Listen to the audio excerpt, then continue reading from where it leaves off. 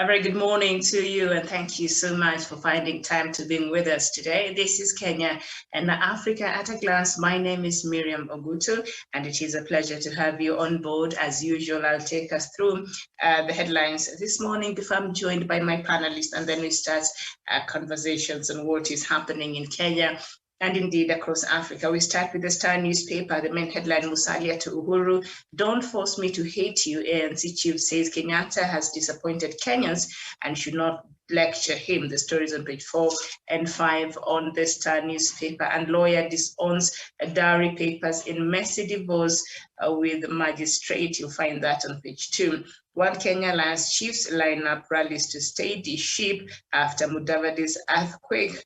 All right, also we have that, and just up there, Joey shot himself inside Maribe's bedroom, cop tells court. You'll find that also on page 3. So that is what we have on the Star newspaper. On the Daily Nation, the main headline, "Inside Uhuru and Mudavadi's fallout, confidence trace parting of ways." To January last year, when a promise was reportedly made or hint dropped that the ANC leader was President Kenyatta's choice for success. This was followed by a change in political fortunes for the former vice president, but only for a while. The story is on page 4 of the Daily Nation. Ruto nets a big fish as new alliance hits campaign trail. You find that on page 5. A TSC goes online to bridge shortage of teachers in schools. That is on page 8. And a twist as to claim to be student who received 100 million Kenya shillings from Belgian tycoon. You'll find that on page 14. And Joey lied about shooting in murder case. Court told Joseph Irungu shot himself in the bedroom of his girlfriend Jackie Maribe, then told officers he had been attacked. The story is on page 10 on the Daily Nation. And 1 in 10 police officers suffer from mental illness. That is according to a new report on page 10 on the Daily Nation. Azimio claims big victory as Senate passes party's bill without changes. That is on page 7 of the Daily Nation, and we shall be looking at that. And then we go to the Standard newspaper. And the main headline on the Standard newspaper this morning, senators give to Raila Ruto on coalitions after Uhuru did all the work to get political parties bill passed by members of parliament. His estranged deputy is now set to benefit alongside his state house race rival. Raila and One Kenya Alliance after the bill says through the Senate by 28 against 3. The story is on page 8, and the main pictorial is that rally that happened in Nakuru yesterday, and Mudavadi takes a swipe at Uhuru. Now that was interesting to watch. And Miss President show is back, bigger and better. That is a show on KTN. You'll find that on page 3. Live streaming of lessons launched. That is on page 4. And Kipyegon and Omanyala shine at Sawyer Awards. And so that is what we have on the local newspapers. Let me see what we have on other papers from across the continent. And we start with the Daily Monitor, and the main headline on the Daily Monitor is "We should have done better," says Museveni. Of course, that paper is from Uganda, and the Treasury releases that quarter finds, and the men in charge of our intelligence, they are in Uganda. So that is what we have on the front page of the Daily Monitor. And new vision still from Uganda. Uganda to hit a middle income in 1 year. All right, so let me see if I'm able to read that. But that is what we have on the front page. And who are the new security chiefs? That is on page 3. And a new curriculum, English language and chemistry. That is there. And Bank of Uganda, how the currency has changed under Mutebile. I guess that is the who is that? I don't know, but that is from Uganda. And then we go to the Punch in Nigeria, and the main headline is Governors NLC doubt fuel consumption. NNPC demands 3 trillion naira for subsidy and there's a lot of fraud in consumption and distribution figures. That is according to Payemi. Representatives raised 28-member panels to probe daily fuel consumption, refineries, and Nigeria risks bankruptcy as fuel subsidy continues. Experts warn the federal government. So we see Nigeria is facing another fuel problem there. And on the main pictorial of the Punch newspaper from Nigeria, the same one I'm looking at, I see what looks like men who have been apprehended. I don't know if they're thugs, and they seem to have carried, weapons. And 150 political thugs arrested. Arrest raises tension. Fayose's candidate ditches government tickets. I don't know if they were going to cause mayhem and chaos in another opponent's, rally or what. Okay, because we know that this year, campaigns will start in a high gear in Nigeria as the country prepares to go to its election next year. President Muhammadu Buhari has served his second and last term, and the next year, Nigeria will be going for an election. So I guess they're being marred by violence or chaos from what I'm reading on this front page. And The Guardian, still from Nigeria, Governance Labour kick as NNPC presents 3 trillion subsidy bill to the FEC. All right, a new day from Zimbabwe. UN red flags Zimbabwe on human rights. Okay. And still from Zimbabwe, fear for citizens living in South Africa rises. And that has been a problem. Sometimes they've been targeted in, the chaos that sometimes we see on the xenophobic attacks in South Africa. And, there are a lot of Zimbabweans there for obvious reasons who have been migrating in South Africa for a long time. And so a lot of times they're targeted when it comes to such attacks. So from that headline, there are fears that Zimbabweans living in South Africa fear for their lives. And I think a lot of other African nationalities, I think fear for their lives since the many incidences that have been experienced there that targets them in not a very good light. All right, so right now I'm joined by Daniel Wasonga. Daniel Wasonga, very good morning to you. Yes, very good morning, Miriam Ogutu. Good morning for our viewers who are joining us this morning. It's a pleasure to join the conversation. All right, nice to have you. So we do have so much to talk about, and I know a lot of it is politics, but I'll put that aside for just a while, so that because we look at other things, because we know right now it's all politics, and in all this politics, sometimes other important things skip our minds. So I'd like for us to just dwell on some things first that are also important as far as news in this country is concerned, and then we'll come back to the politics, and then we'll go to the African stories. So before you even get to the Senate bill, the bill that was passed yesterday in Senate, I want us to look at a story on the Daily Nation on page 7 about how TSC is seeking to use technology to bridge the gap of the lack of teaching staff in public schools. Okay. Now, learners in rural Kenya may soon start getting online lessons from teachers in national schools, thanks to a scheme launched by the Teacher Service Commission yesterday. Through the program, teachers in the national schools will partner with schools in arid and semi-arid areas and other remote places experiencing a shortage of instructors. Schools with more than one stream and those with inadequate tutors in a particular subject will have a teacher from a national school coach students in more than 5 schools through online 5 streams. Teachers in the satellite schools will also get an opportunity to teach students from the partner institutions. Teachers in all schools will participate in guiding learners and marking their assignments, the commission said. TSC Chief Executive Nancy Macharia said the program is not meant to replace teachers in schools, but assist in addressing the acute shortage. And I think for me, that is where I was just, when I was watching this news yesterday, I will not lie, I felt ways about this. If we have a shortage a shortage of teaching staff in our public schools, and yet we do have, these higher learning institutions where these teachers go and get training, and a lot of them are out here not employed. But you feel that now we do have a shortage of teaching staff, which we do, and the solution to that will be to employ technology to fill up that shortage. I don't know, how do you feel about that as we start?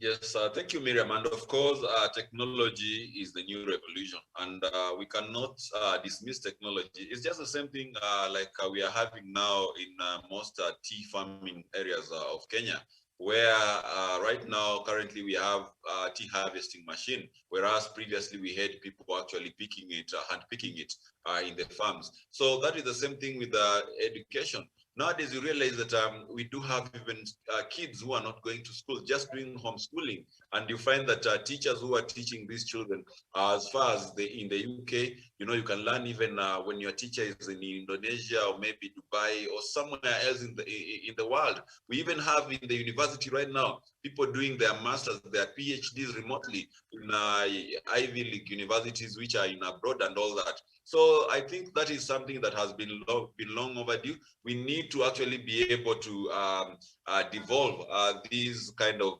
technology to our schools, which are maybe in areas where maybe experienced teachers will be able to navigate and reach there and be able to physically teach. So I believe it will put these pupils who are these schools which have a shortage in teachers and also maybe experience at a greater advantage and at the same level with their counterparts who are schooling maybe here in Nairobi, Mombasa, and other cosmopolitan areas. So in essence, it brings some kind of equality in as much as it is not interactive where a teacher and a student are meeting maybe one-on-one, but nonetheless, we believe knowledge can be dispensed without maybe someone being physically there, unless it is a physical kind of education. But for other subjects, I believe that will be quite much in order, Miriam, and I believe it doesn't really undermine the teachers who are looking forward to get employed. Because at the end of the day, we are looking at everything going the technological way. Even today, we have in hospitals surgeries which are performed by machines, by robots. We also have even in business, we have computers which have replaced people who will sit there to do calculations using a calculator. So at the end of the day, those who do not align with technology, they actually risk being rendered redundant in the near future. And the education sector is no exception, Miriam. Okay, and I do understand what you're saying, but also you can see where perhaps these areas are targeted. Of course, say the arid and semi-arid areas and other remote places in this country. And we do know, according to, I don't have the official statistics, but from what we've been seeing, these areas that are targeted, one, majority of them perhaps don't even have that electricity. And majority of them, access to internet is a real issue. So how do you see this working successfully? It is all about capacity building, Miriam. And I believe if the government can really adhere to this initiative and be able to commit itself in building maybe the infrastructure that we need in terms of telecommunication, making sure that at least these schools are connected to electricity, and if not electricity, perhaps solar connectivity, because right now you can see how much solar is rivaling with electricity connectivity, even to the local Kenyan folks who are deeming maybe perhaps electricity not being reliable, especially the farmers and all that. They're actually doing solar. And you realize that in these actually arid and semi-arid lands where education has been quite not effectively been devolved or maybe distributed to the people of that particular area, you realize that these are areas where solar energy could actually be a viable alternative, or even wind power in areas like Turkana or Marsabit. So to me, I believe if they can be able to use the alternative sources of energy and be able to build these telecommunication boosters and all those infrastructure that is needed, I believe it could be quite achievable. Because one, you realize that even as much as teachers are looking forward to maybe getting employed, most teachers have been a bit hesitant when they hear that they want to be posted to those arid and semi-arid lands. Let's say, for example, teachers will not be quite comfortable to go working in Garissa or Mandera. A teacher from Nairobi will not be comfortable to go working in Turkana or maybe in West Pokot. So I believe this will come in handy in regards to making sure that the interests of the learners as well as the interests of the teachers and also the government are taken into consideration.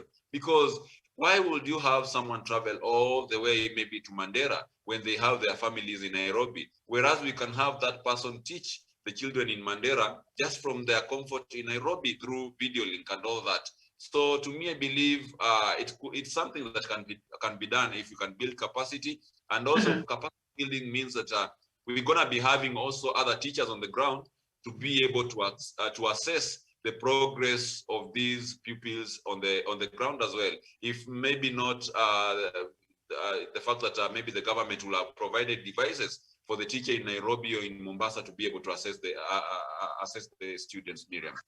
Okay, all right. You brought up the issue of, perhaps they would employ the uses of solar and wind power and all that, and that is just wonderful. But let's just look at the situation we have in those remote areas.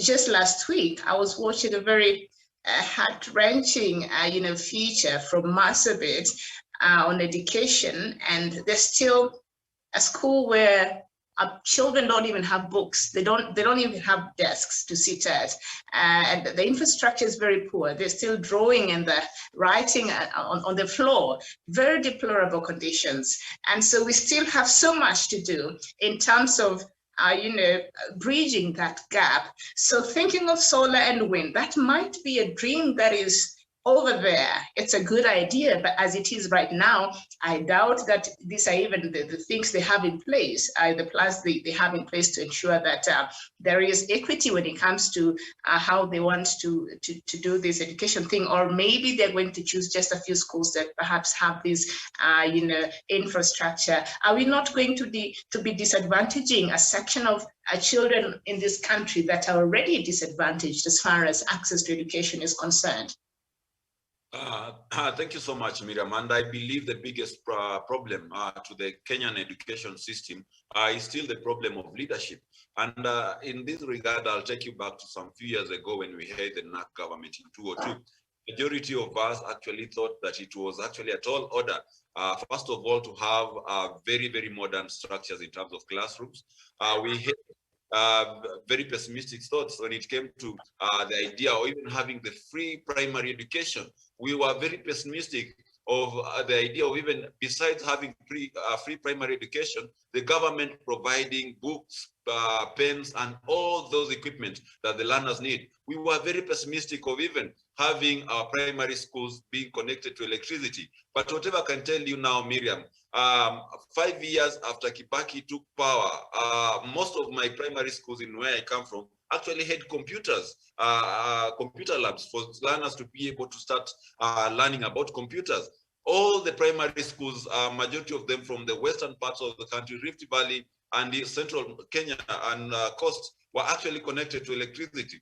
This is something that if you would have told someone in 2000 or 2001, before the NAC leadership came into place, they will have told you this is close to impossibility. But you realize the national government through CDF gives out monies to be able to build classrooms. They give out money to be able to build desks for learners. They give out money even to feed some of these students. I've seen constituencies where the MP actually goes to a school, buys food, lunch for students that could be able to take them even through a period of a whole term. And that is something that can be done.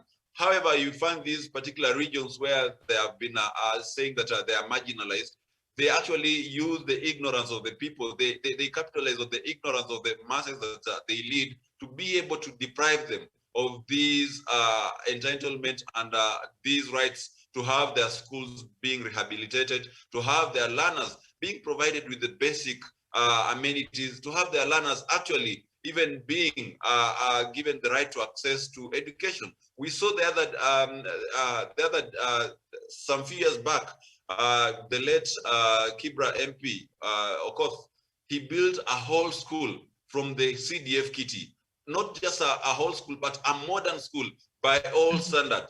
So that makes you to wonder, why are the leaders from these constituencies, which are in the arid and semi-arid lands, not actually investing this money in building small schools? They are not even also investing this money in building hospitals, and they're not also building roads, because actually when you go to these areas, you realize that the government of Kenya has actually built roads. When you go to Turkana, for example, we have a whole way of tarmac from Nairobi all the way to Lodwar and all the way to the border with Ethiopia. When you go to Garissa, we have a very, very seamless and a clean road coming from Nairobi to Meru, to Embu, to Garissa, and all the way to Mandera as well.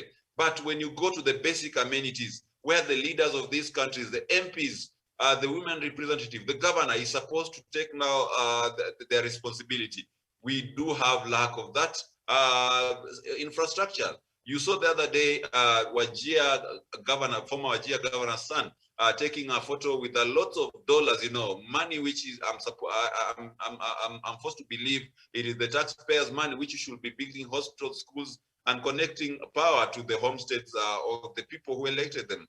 But you realize, Miriam, these leaders are not doing that, and that has been the greatest disaster of those particular regions. I believe it is a curse, because the leaders tell the people that your money is not coming from the government because they've been marginalized. They have always played the victim card, and that has always been maybe something they've used to deny the people the progress they deserve.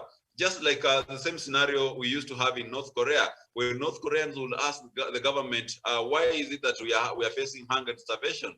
The leader will tell them that it is America which is eating your rice. And that is the same thing that is happening with our leaders in that particular region. So to me, Miriam, I believe the problem of leadership from the local leaders and not the national government. Because if it were the national government, then my constituency wouldn't have all schools connected to electricity. It wouldn't have modern classrooms and no student lacking desks. It wouldn't have even some of the schools having their own computer labs, because it is a simple issue of leadership, Miriam. So to me, I believe they don't have an excuse. The local leaders, let them allocate some of the funds given through CDF to constructing good schools. Let them allocate some of the funds given through CDF to be able to provide desks and other amenities that are required for these children to access better and good education, Miriam.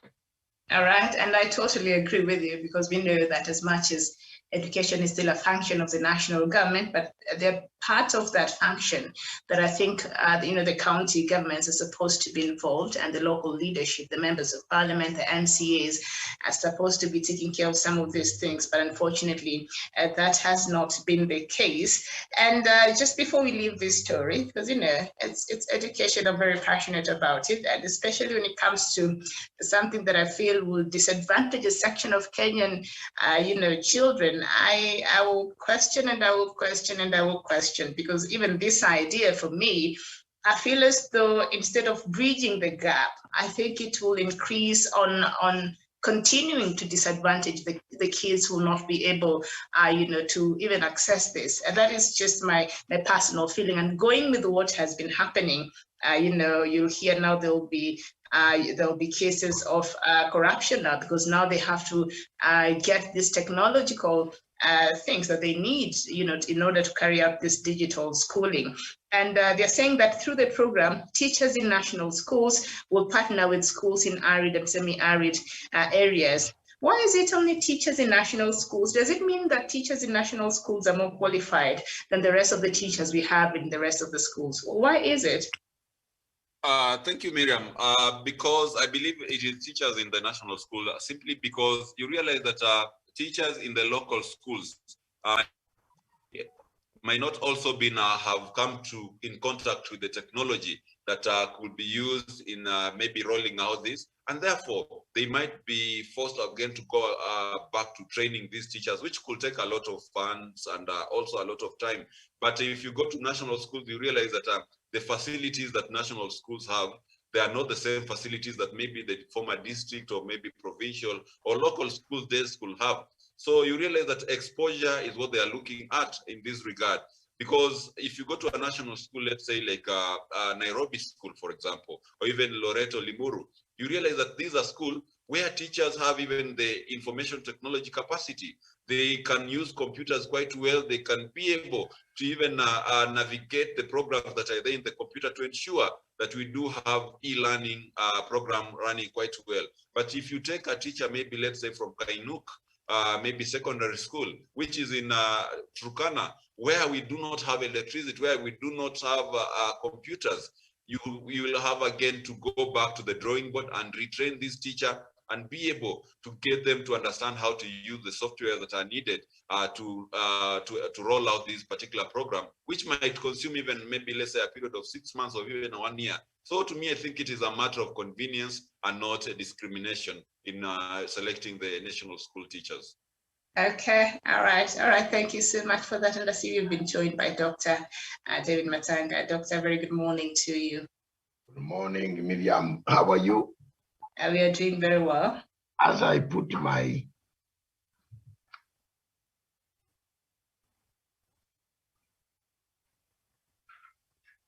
Okay, so as we wait for Doc to... Yes, I'm here now, Miriam.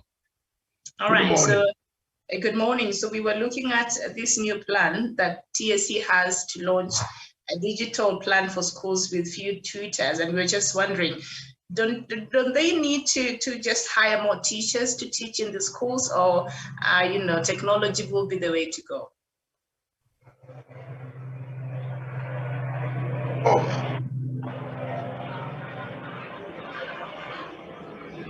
I don't know when there's a plane passing at your place.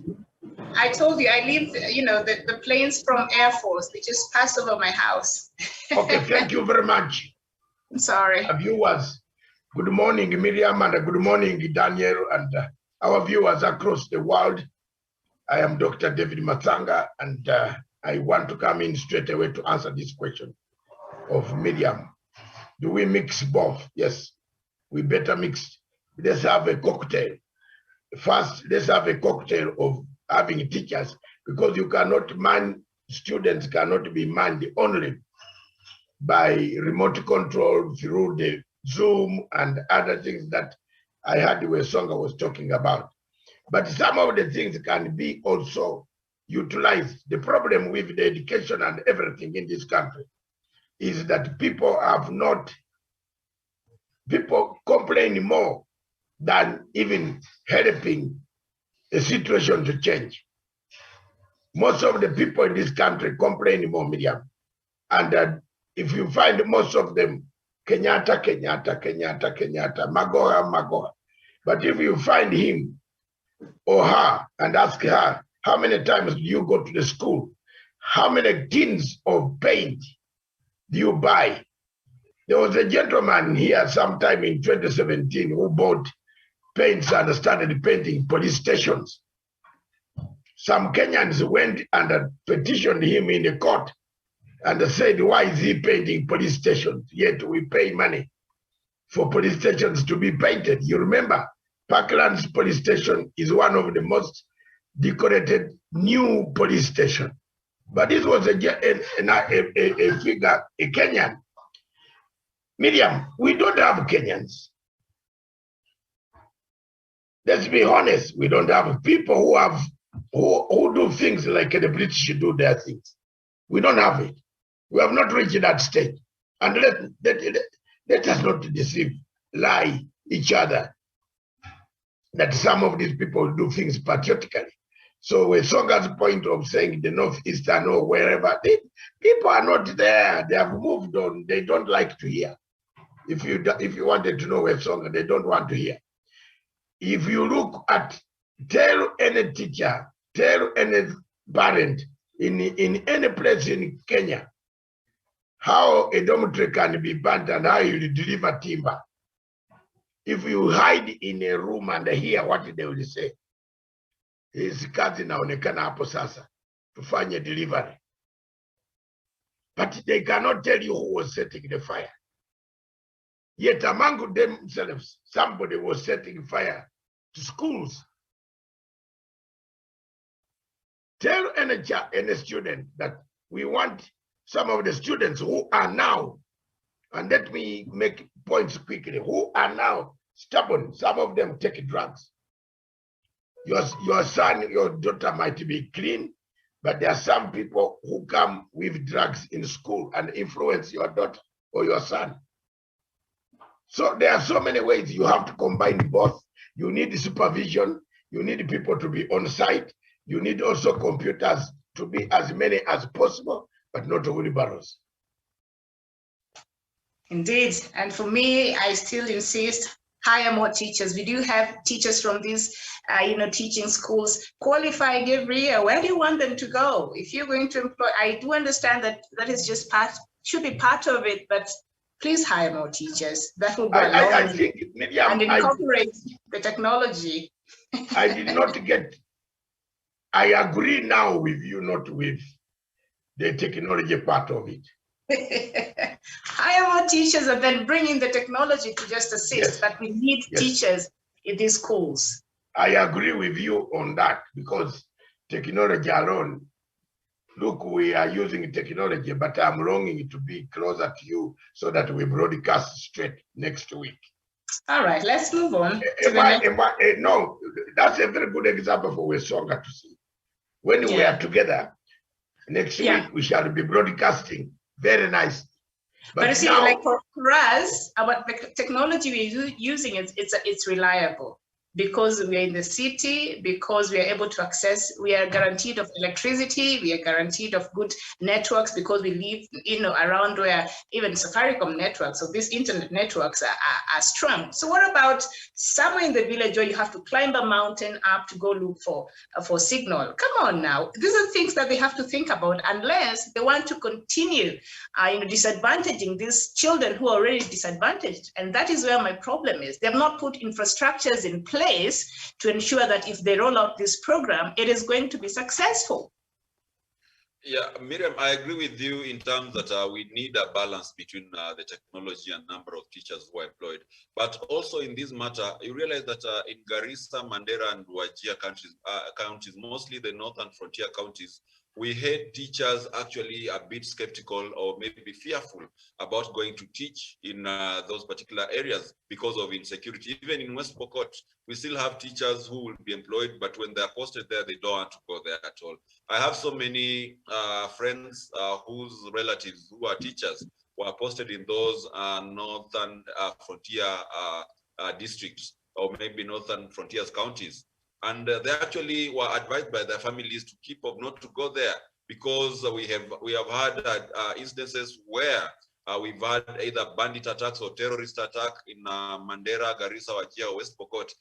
Most recent one being in Baringo, just the other week, where bandits attacked students in a school, girls' school, I think so. So to me, I believe also we have to sort such kind of problems, because you might find that TSC is willing to employ more teachers, but when it comes upon the question of being posted in those particular areas, then the teachers themselves are not even willing to risk and go and teach in such hostile places. So I remember in 2018, 2017, so many schools in Mandera and Garissa actually went without learners seeing a teacher for almost a month, simply because the teachers were boycotting, who are non-locals were boycotting to go to those schools to teach. So not unless those particular areas the TSC is trying to sort also work and show some willingness to guarantee security of teachers, then that will not actually happen. Edwin Dale promised to give a list of people who are sponsoring terror activities in Garissa. Up to today, we are yet to know people who are sponsoring terror. So locals, just like Dr. Matsanga is saying, we also need to see some kind of patriotism in the local people who are willing just to go and build schools, people who are willing to bring even the government officials and show them, look, here is where we can do a boarding school so that kids can come and learn on a boarding basis. We also need locals who can be able to work perhaps together with the society to ensure that if we are bringing people from various parts of the country as teachers, to learn in this particular area. You are not going to call them kafir and be able to maybe profile them in that they fear for their own lives. It is so difficult working in those areas, Miriam, I'll tell you. I had that. Yes, but also maybe part of the strategies will be maybe to employ even teachers from those communities, you know, who come, so that it's easier for them to teach there. I know technologies is where the future is where we should go. I'm not disputing that, but we still need more teachers. Technology will come in and help and all that, but we still need teachers physically. Who'll be marking these assignments, really? Maybe, yeah, and the way CBC has been made, it requires some level of physical, you know, interaction even between teachers. So they need to think this through. I'm not against. I love technology. Technologies, that is the future. We cannot dispute that. Like any of these things they do without thinking through, it's a problem. I don't know, maybe they thought it through, but let's see how that will work out, you know, in terms of bridging the gap of, you know, the lack of teaching staff in some of these schools. Okay, so I want us to look at one more story before we go into politics, and that is that 1 in 10 police officers in Kenya has a mental health problem. A study by the National Police Service Commission now shows this translates to more than 10,000 officers. About 100 officers from different units are being treated by Chiromo Hospital Group specialists. NPSC Chief Executive Joseph Onyango yesterday said the figure matches global trends on the mental state of police officers. The training and what I have seen in assessment is that the mental cases of employee wellness are towards 12 to 13%, Mr. Onyango said during a one-day training of 47 administration police commanders in Nairobi. And I think I'll not read the all of that story. And this is not the first time we are having this information out there at the mental state of our men and women in uniform. I don't know, the next time you see a police officer, you don't know if you're approaching the one that has a mental issue and they're having a gun. I don't know. Personally, I get scared nowadays, and I'm not trying to you know, cause any kind of fear. But this is something that the government needs to find a way to address these issues that are plaguing our officers. Doc. First of all, Miriam, thank you very much. I think in other states, police officers go evaluation on a yearly, or let's say 6 months, every 6 months. Because you deal with criminals, you deal with dead bodies, you deal with guns, you deal with quite a lot of things. You see, if you are dealing with things that affect your brain, you need to go and have what one would call assessment. People have to assess you. Are you equal to the task? Are you equal to the task in the sense that, are you handling the gun? Do you have problems in your house? What is going on with your family? Are your children in school? Medium, all these things tie back to what we call social contract. I've been talking about these things, social contract. Even one time, some of you asked me, what is a social contract? What is this? Someone disagreed with me, but now, have you come to the real sense now? Have you come to the senses? Agree, yes. There we are. Africa has no social contract. What is a social contract? A social contract is, if you lose a job, a social contract, if you lose a job, if you have been given bail, if you are supposed to do what we call community work as a punishment, there is a social worker There is a probation worker. There is a community worker. There is an outreach worker. Does Kenya have outreach workers? Miriam, I want you and the viewers listening to me this morning. Is there any social worker who comes to your door to find out how you lived, how you tend to look after the children? We have a full department of social services. That department headed by former minister called Cheregui, or now is called Cheregui or something like that. You tell me, does he know how many people whose children are not in school? If you go to the data app there in the ministry, you will find that the minister himself does not know how many families have children who are not going to school. If you go to the police today and ask them how many people report after the court has given bail conditions, which is very, very, very funny thing in this Africa now. Bail conditions. If you ask me the NYS, if you ask me, how many times has Itumbi reported to the police? Just drop in at any police station now and I say the court ordered Itumbi to be reporting weekly. If you go to some of the police stations, Itumbi has signed for the whole year. If you have a whole MP is inspecting a ground in Nakuru and she's lying that she's sick, she's on bed, she tells the lawyer to go and tell the court a lie, and that lawyer is a Kenyan, that lawyer could be the father, the mother, the sister, could be the one the MP could have killed. You have a social contract. Where is it? Chinese cannot do that. North Koreans don't do that. 30 years ago, the Chinese had the same system.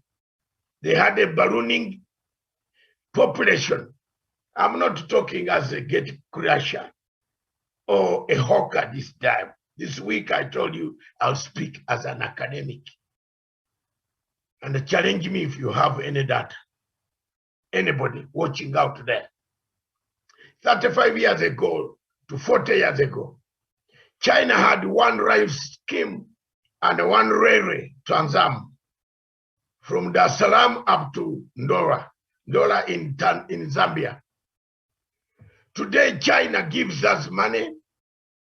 Today, China takes a lot of planes going to carry their products.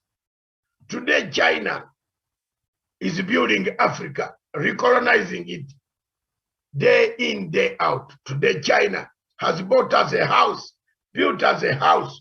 We Africans who are proud with minerals, China bought us a house and we are quiet. Why has China moved on? China has moved on because they do 4 things.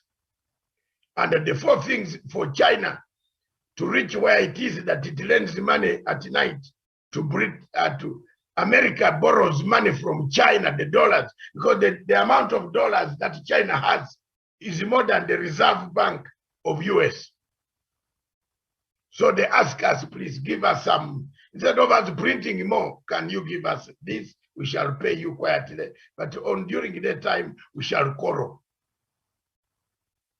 That is what is happening. Because China had a social contract. 4 things in a social contract. And mark them: honesty. Honesty.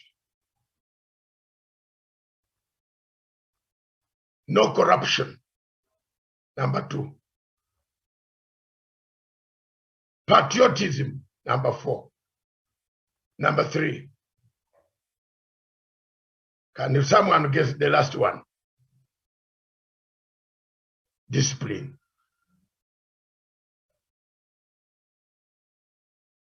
Can I repeat? Honesty. Honesty. If you are honest, if you are not corrupt, no tolerance to corruption. If you are patriotic,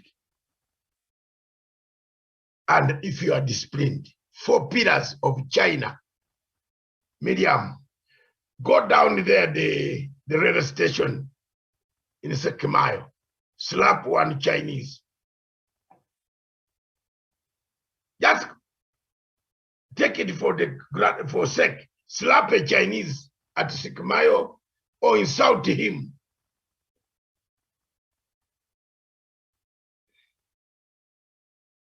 He will laugh at you. He is understanding English.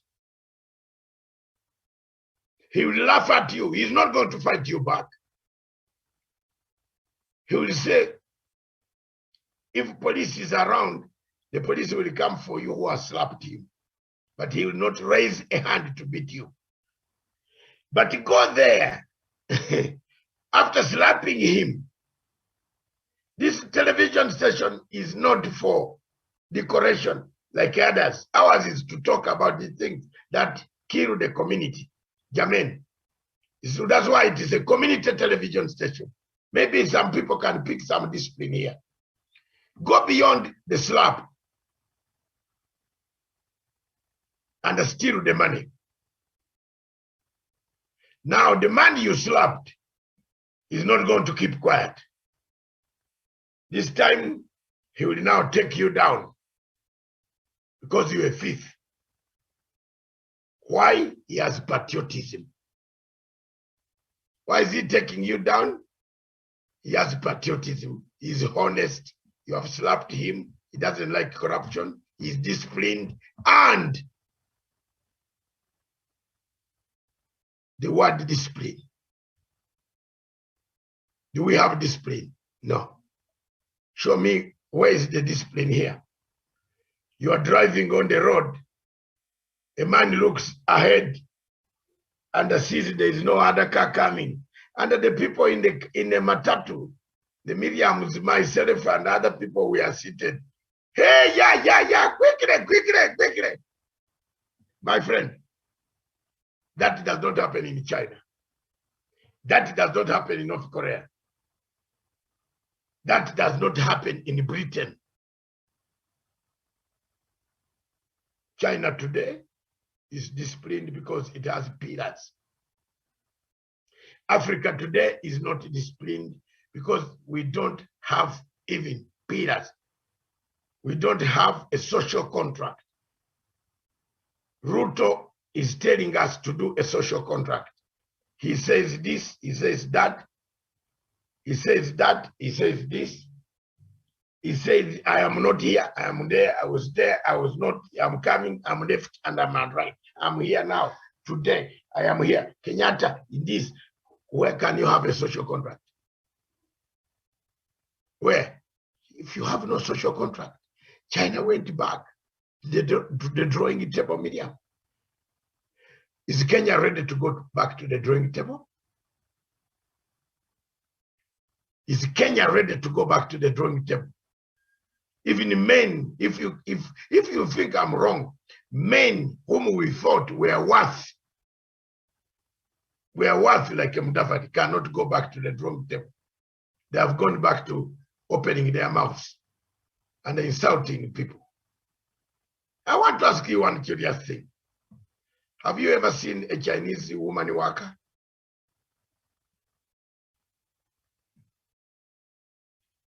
Have you seen one? Where? A Chinese woman worker. She must be in management. No, I don't hear you, Miriam. I want to hear. They're employed in almost all sectors of the economy when you look at, images coming from there. Yeah, the old sector I was coming. Me, I thought maybe you saw them on SGR digging the SGR. I was coming, you cut me short. You are saying yes. I was coming to the sectors. But women, before we go on and talk about these other things, I think the mental health of our police officers, you brought in the issue of the social contract that we lack in Kenya and indeed across Africa. So what is it in terms of social contract that should be put in place to ensure that we're able to address adequately the issues that keeps plaguing our men and women in uniform? I think if you can just look at that and then you can bring yeah, but no, I've brought Miriam, I cannot look like a primary 7 student. I'm a scholar and I'm giving you comparative analysis. And you have, but I'm saying, what is it I'm saying, no, let's wait first. Miriam, please. I am saying, I was bringing a background so that you know and our viewers can understand. I'm not here just to robot. I am telling you, in China, they have discipline. They are honest, they don't tolerate corruption, and they are patriotic. In Kenya, we are not disciplined, we are not patriotic, we insult our president, we don't have discipline at all. So, if you have police officer having discipline, no discipline, how do you expect a child of a police officer to have discipline? If you have a police officer having no patriotism, yet he said he would serve the country, how do you expect the person he has produced, who is going to school, not to beat the teacher? If you don't have patriotism, a person who doesn't know, a police officer in Chiganjo was trained to know a national anthem by the head. But if he doesn't know, and he asks you to sing, if you ask him to sing, he doesn't know how to sing it. How will you have patriotism and a social contract? How will you not have mental problems? So we have this, please, I am laying a background, which you must know that in these places, that's why I asked the question, can Kenya go back to the China Revolution, where they saw the society was going wrong? They went back 35 years ago, after the death of Mao Zedong, they restarted their community. That's why you see everywhere where Chinese touches something, there is discipline. That's why you see in Britain, if you're a civil servant, if you're a police officer, you are checked every 6 months. That's why I am asking, Miriam, you're asking, how can we help the police? How do you help them? When the whole Ministry of Social Security up on the hill, the workers who are supposed to check on your daughter, whom you have sent to school, are not checking. Yes. Because sometimes the issues that we've seen out in the news and that come forth, sometimes it has to do with the human resource and how that is managed in the police force, has to do with their welfare and the kinds of life they live, perhaps the salaries. I don't know, some of them, the salaries were reduced the other day. And of course, they work in very, very abnormal environments where just me and you, it will be difficult, but for them, they're trained to do that. But at the end of the day, they're human beings. So these are the issues that perhaps, have been brought up, and perhaps how is it that the people involved and indeed the government of the Republic of Kenya can, perhaps ensure that these issues that keep coming up, that even create room for that corruption, for the indiscipline, can be addressed in the manner that perhaps to improve the welfare of our men and women. How do you address them, Miriam? How? How do you address them? Answer me. How do you address them? How do you address them? You address them by going to the core. What is the core doctrine? What makes a police officer shoot the other? Inequality that you have discussed. Now we are discussing the same thing, Miriam, only that I am expounding it higher. that equality, the inequality in the police salaries, inequality in housing, inequality in transport, inequality in the welfare, inequality in education, inequality. Those and sometimes the juniors say that they're being harassed by the seniors. Like, these are issues that are real that, but that is exactly have to deal with. patriotism. Isn't that patriotism? But yes, you know, you are a senior officer and you go and harass a junior officer. yes, Yet you are patriotic to the country, serving the same country. Do you have discipline? No. yes. Those are the 4 pillars of why a society goes wrong. The police officers in Kenya are not the only ones. Police officers across the whole continent of Africa, some of them behave very badly. I'm not saying Kenya alone. In my country, there is some semblance, not even semblance. Some of them shoot your car if you don't stop on a roadblock. And that has become a deterrent. There's discipline there. If a traffic officer in Uganda stops you and you drive away, your car tires, you will buy new ones. And on top of that, you will be handcuffed. Miriam, I'm telling you, that has made some people in Uganda to do one thing. When a police officer did this, what do? Park the car and come out and start your language. Sir. Here in Kenya, you are telling me that a police officer, you have seen a matatu and a police officer fighting on a car, and while the driver is driving the car. Didn't you see that? And the police officer in uniform hanging on the sides of a car, he's going to kill him. What type of human? There is no, the 4 pillars of social contract are lacking. Whether you go to Jerusalem or Damascus, I rest my case. And it causes, Miriam, for example, you cannot be working in a punchline if your mortgage is not paid. And you come and sit here and say, hey, hallelujah, hey, 1 year. We have suffered. Some of us suffer. You can't even work there properly. You can't talk.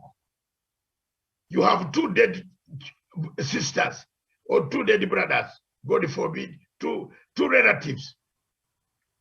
And they have knocked your door in your house, palatial home, wherever you are. They want money to go home.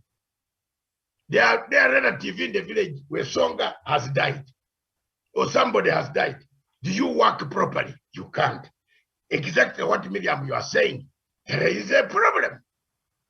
And that problem springs with the government, which has said the Ministry of Social Services. It should be the Ministry of Social Inequalities, not social services. Our children are buying in schools. There's no social worker who goes to school to check the difficulties. Our children we send it to boarding gate. Teachers molest our children.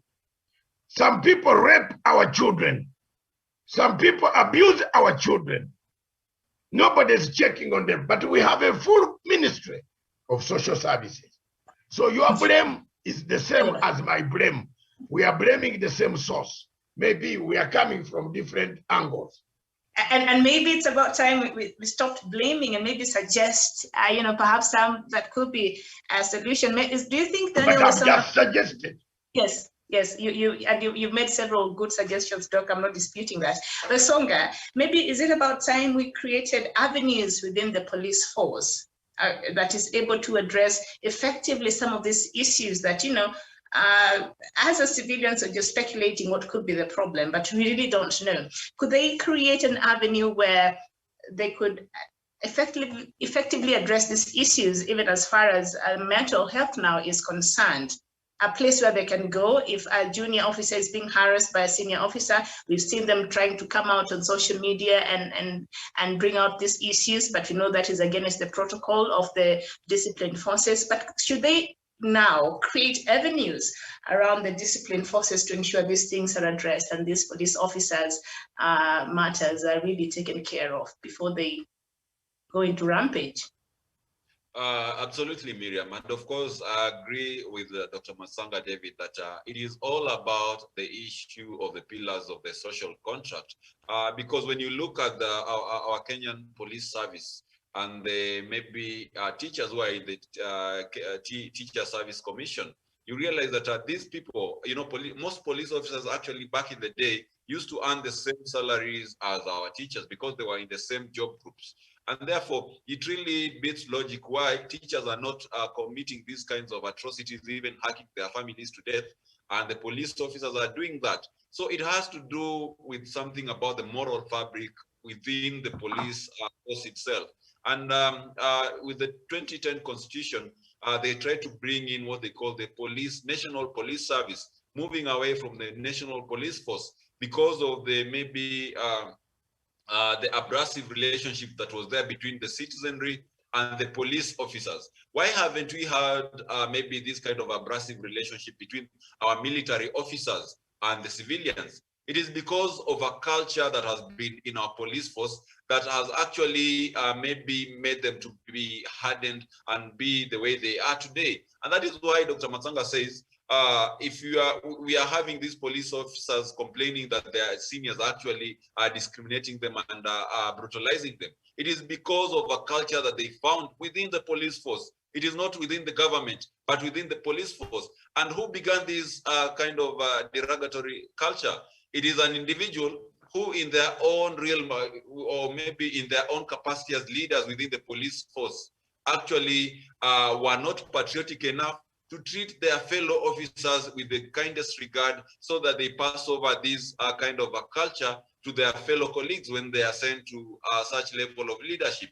So to me, I believe it's all about patriotism. The way you treat your fellow officers, the way you treat even citizens of a country. And that is why Dr. Matsanga, as a citizen of the UK, someone who has lived in the UK, will tell you a police officer is the safest person you can approach in the street when maybe you're out there, maybe partying at the late hours of the night and not any other civilian. But here in Kenya, it's actually the opposite, and widely even Africa, that an individual will get scared of a police officer than get scared of a stranger. Why?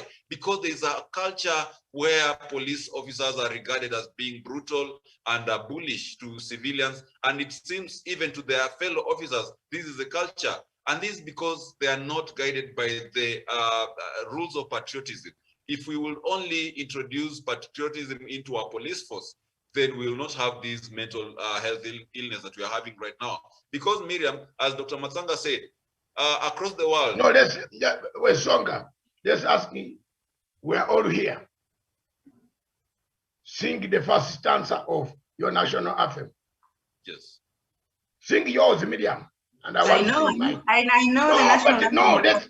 I know the national anthem. I know exactly. You know the national stanza of your national anthem. I know my national anthem, even when I've not been there. Where Songa knows. Yes. But there are people, there are among people, civil servants. Some of them don't have they don't know the national stanza. The first one, they don't know. Haki ya Mungu. So how is he going to police you patriotically? Two, there is a point I want where Song has brought here. Miriam, it starts from us human beings. Ourselves, we have a very bad mindset. For example, we degrade these police officers. Why are they being degraded? Why do you look at him as nothing? Because there is a perception that has been painted that when he approaches your car, he's going to ask for money. So the public has lost confidence in the police force. I agree with all of you that we better take back, start afresh, discuss how we can put morals in our police force so that before they go out and meet the civilians, they have respect. In Britain, the police officer, and I agree with Miriam, is a view. The police officers, the most highly paid, if not highly paid, safely paid, safely paid, mortgage. They are the first people to be given. There is no police officer in London who sleeps in a cardboard. Our police officers in Africa sleep even in almost near a toilet. And then you are... The welfare of our officers is wanting, and I think that is just part of the problem. Exactly. Yeah. In London, the police officer leaves his home with a mortgage of 200,000. The salary comes on time. If you go to the police officers now, most of them, some of them, their salaries have not reached. Yet civil servants are supposed to get salaries on 23rd. You know that? The bank account of when you see too many cars in Nairobi, the increase is because it is after 23rd. That there is a traffic. The bank account is smiling. That has changed, Doc. Nowadays it comes a bit late, even for the civil servants. Everywhere. We in the private sector, we can wait. But a man who is being called at midnight with a gun in someone is cutting another one with a knife. We need to take care of these people. We need to take care of our officers, Really, as a country, we owe them. I sleep in my house comfortably because I have a police station not too far, and I know if I call, they will come. And I've sought their services before, and they were the best. And so I think it's about time we started taking care of our officers, and we started to really look at the issues of their welfare so that we make it a bit easier for them, even as they serve us as Kenyans. So that is all I'm saying. Have you seen a police officer in China when he's going to break a demonstration? He has a problem. But have you seen our police officers when they are breaking a demonstration in Nairobi or Kampala? You can see the amount of force. But the police officers in China are being beaten with stones, but they are still pushing. You love China so much. Don't go to China. Don't go to China. But Miriam, I am just bringing an example. I don't go to China, but these guys have brought a very good discipline amongst the Asian countries. Yes. Go to Singapore. Yeah. A waitress will bring your phone back. But go to Kampala hotel, a restaurant, you are eating and you forget your phone 1 minute. The waitress will go back in the kitchen, switch it off. All right. Even, do you know, we are countries in Africa that still, when the CCTV is even watching us. A man enters a shop, the CCTV is watching him, he's telling us, give the money. He doesn't even shoot the movie style, maybe destroy the CCTV. He's stealing you on a CCTV. We are such very dangerous people on this continent. We steal even when the CCTV is watching us. We do crimes even when the children are watching. See the parliament, see the insults. See the insults that Mudavadi was pouring to the president. You think people who are in senior 5, who are students, who are not voters, didn't they listen to what Mudavadi was telling President Uhuru Kenyatta yesterday? What people are you? Are they not human beings? They are listening. And a very big man with a big stomach like Matsanga's, he's telling a head of state that you, where can you go to the city, to Africa Square, and the queen, as old as she, elderly as she is, and start insulting the queen, you will see how the police will bring you down. You just no, just say the queen is this. You will see. You will see, Miriam, it is democracy. It started there. Haki ya Mungu. If you are not lucky, the bones, by the time you reach, they will take you to a hospital, pay the bill, but they would have broken your bones. That is Britain, and I'm telling you the truth. You can't go there into Africa Square and or in a train you are traveling and say, Queen is this, Queen is this, Queen is this. You don't know this is special branch man in plain cloth. He will wait. As you step out of the train, he also steps. Even if he was going on duty down there, he's going to his office. Haki ya Mungu, he will take you. He will call 99 with radio call. Come here and help us. Let's go to the police station. That is the type of discipline which has made everybody respect the head of state in Britain. The Queen, yes, you can talk about the Queen in your bedroom with your wife, but you can't come up in a playground or in a public transport car and start labeling the monarchy names like what Mudavadi did to President Uhuru Muigai Kenyatta. So we also friends of President Uhuru Muigai Kenyatta, we have coined the names and the very bad ones, we are sending back in the package. We are sending a very good package tonight. And today by 2 o'clock, the package of Mudavadi will arrive to his box. Let his media people also struggle with us. I'm heading it and I'm going to hit hard. After all, Mudavadi doesn't have English language. His speeches are written for Kwenda. He has nothing. He doesn't even have anything. He can't construct a sentence without other people writing for him. So we are delivering back. Watch it, your money. Because you cannot hit the president. He's not going to answer yet. It is not campaigning time yet. He's a head of state to unify people. We are friends. We have to answer him on his behalf. What will Mudavadi do? Sue me in court? I don't have anything for him to take. I have not grabbed the building with Patini, the Asians. He grabbed so many buildings with the Asians and put them in the Asian name. Tutamweka inje. We shall unaddress that big belly of Mudavadi. Tuonane. And that's what we have. Instructions are clear now. Let him also hear. If he has gone to Ruto, Miriam, we have already jumped on the other topic. If he has gone to Ruto, let him go peacefully. Let him not insult Raila Odinga. To Raila Odinga, to some people, he is a very good man.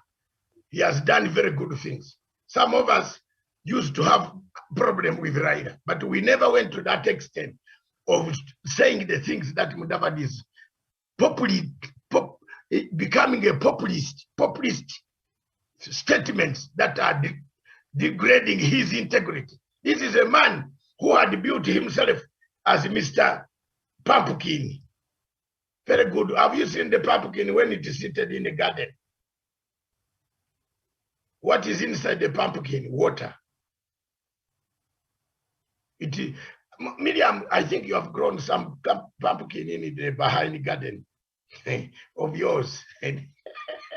You look, go back today if it is there, look at it again and said, Basanga said, you sit like a pumpkin. It is, it is very interesting. Pumpkin. If you look at the pumpkin, it's like a Mudavadi. Mudavadi is like a pumpkin, seated in a garden, waiting to be fed. Every time, waiting to be fed. Now he has been fed with Ruto, which is the end of his political career. He won't come there from there very properly. And instead of going quietly, he's insulting the two people. If this other side starts insulting, where is this country going to be? Where is it going to be? So, tell me, social contract, are the children not seeing us? Is your son not seeing what Mudavadi said? In fact, you might be shocked. You will come home and say, Mom, what was this guy saying? Your own, yeah, I'm telling you, or your daughter.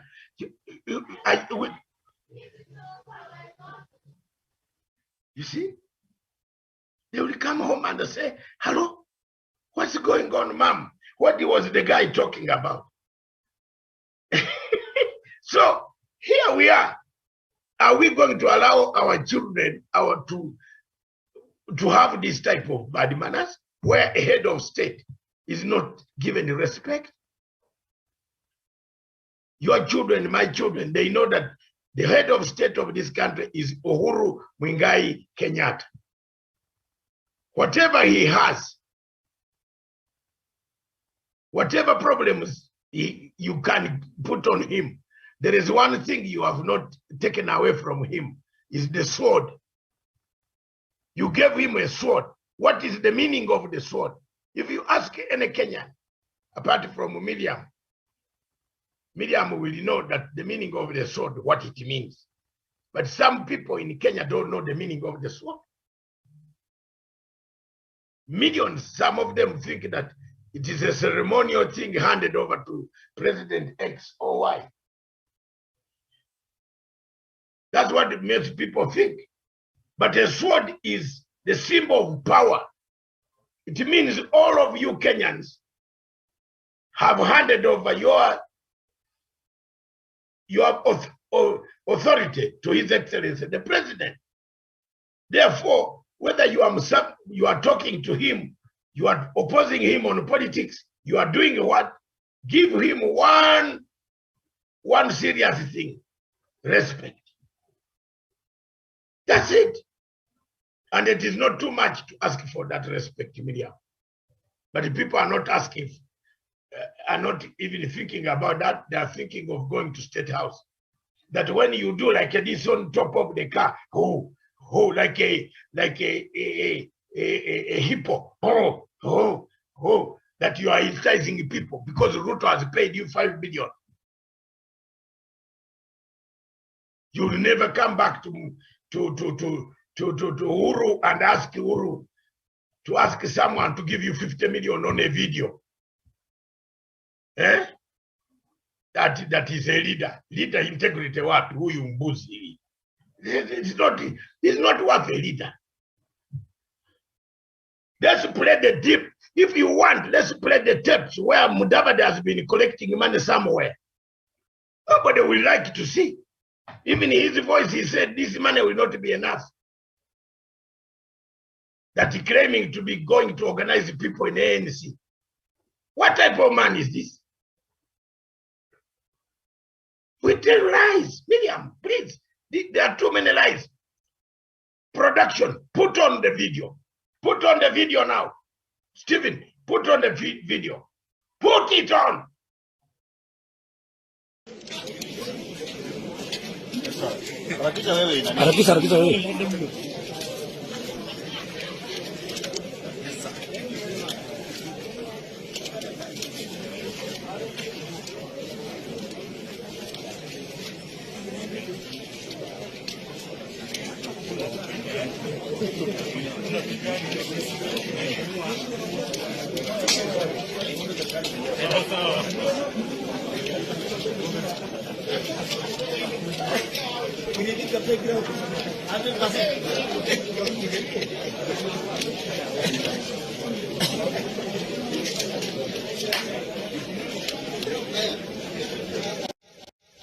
Is that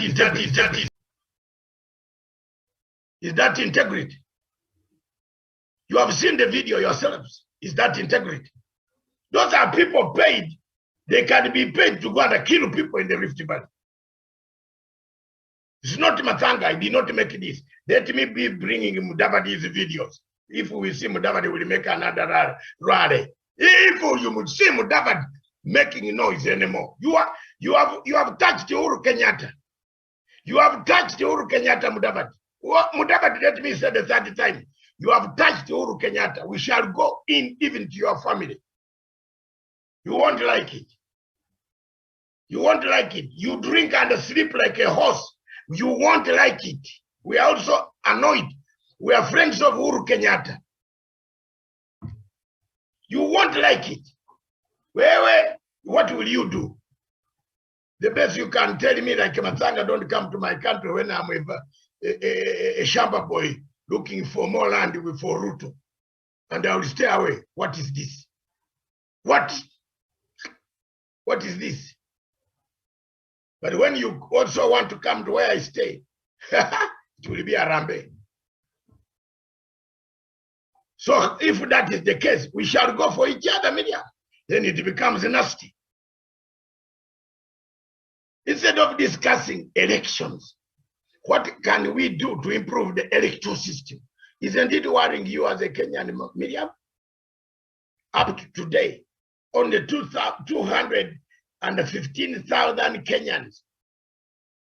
And the date of 6th is next week. Next week. Isn't it when they said it stops?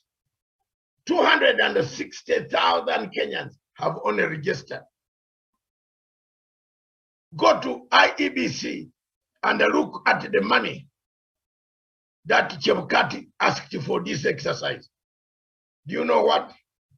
Instead of traveling out to go to the market in the city market, you'd rather stay in the house after seeing the amount of money, which some of us might not handle in our hands ever. For this exercise alone, Miriam, this one, he has taken over 1 billion shillings. And the parliament gave him. So where are we going? Where are we going? The 4 pillars.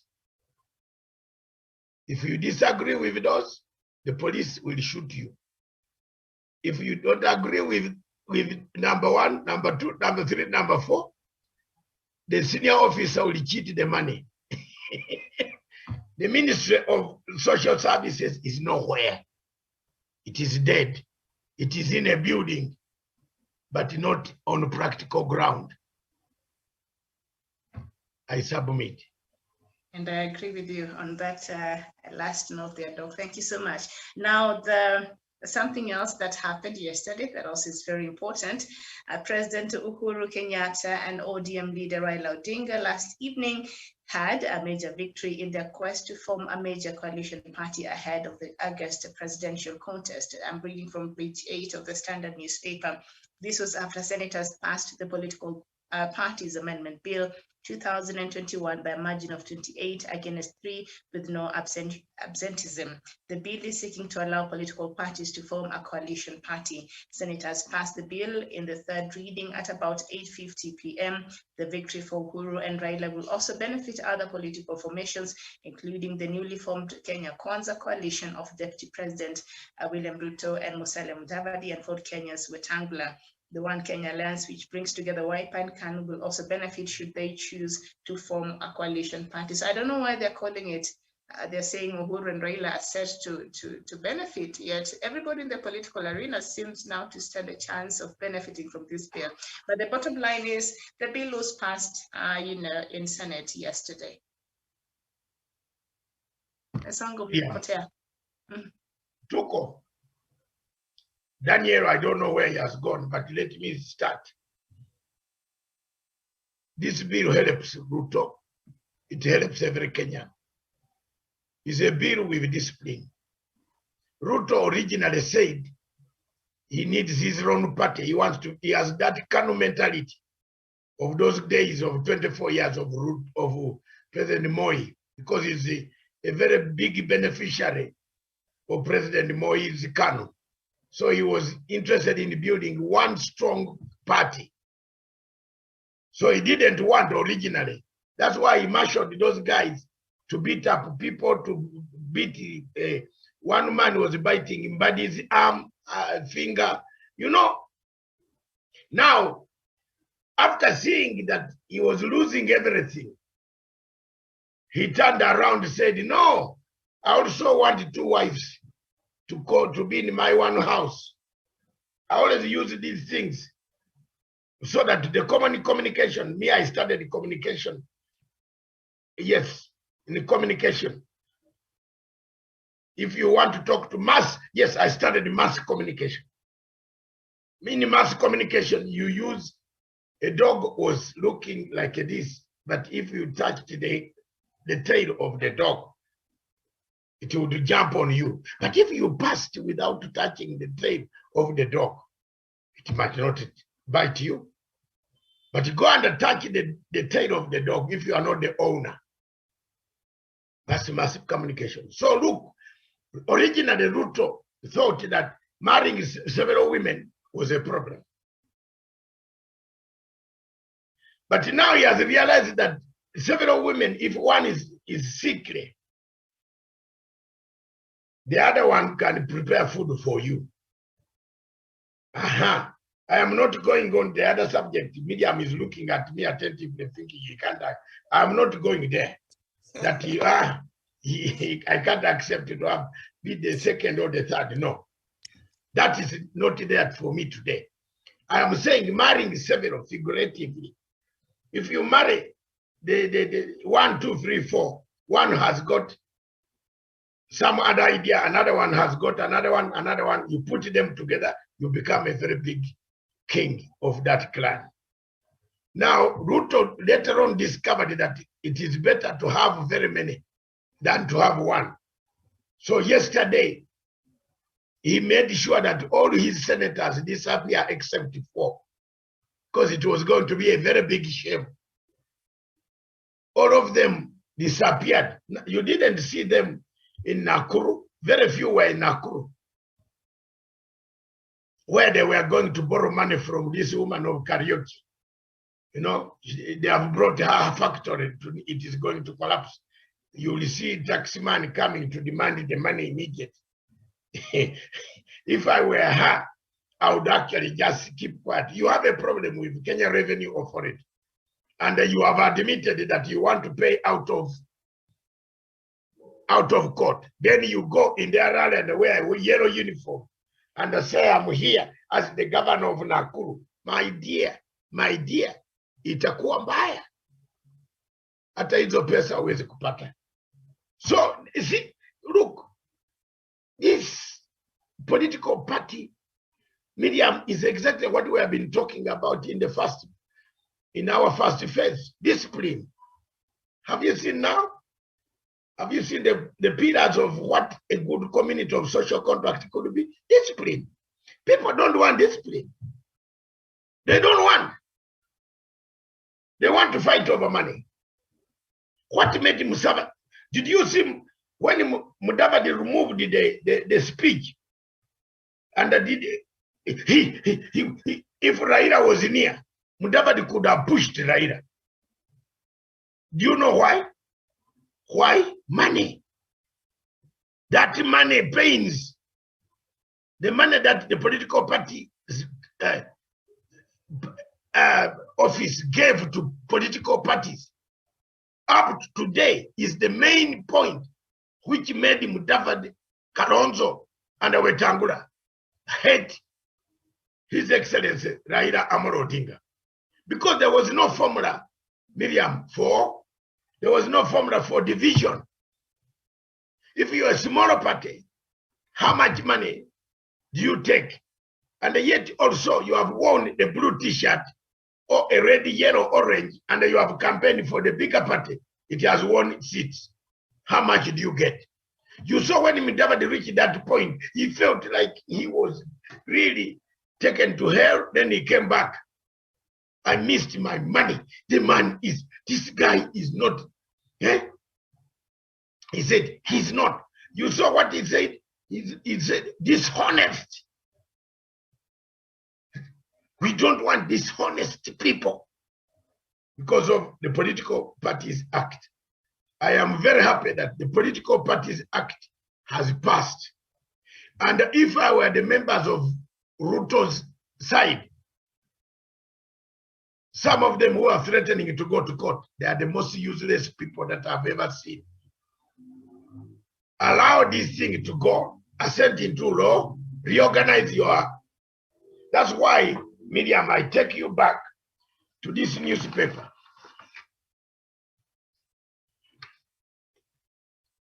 The winners are 2, both of them, but Ruto's side did not like the bill to go through. Now they have benefited from our hard-earned lobby for the bill to go through.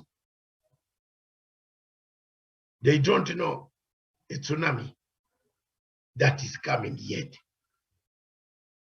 Imagine the BBI, for example, comes up and says the Supreme Court agrees, disagrees with what the entire system of the two courts did, and would therefore direct that this exercise is repeated to give public participation. What will you do? I want you to start thinking around there.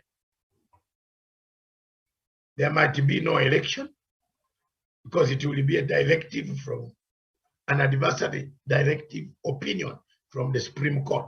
And there is no other court on that matter anywhere in Kenya, even under the sea of Indian Ocean. So where shall we go, Miriam? We come back. That's why Ruto is, people are conceding quickly.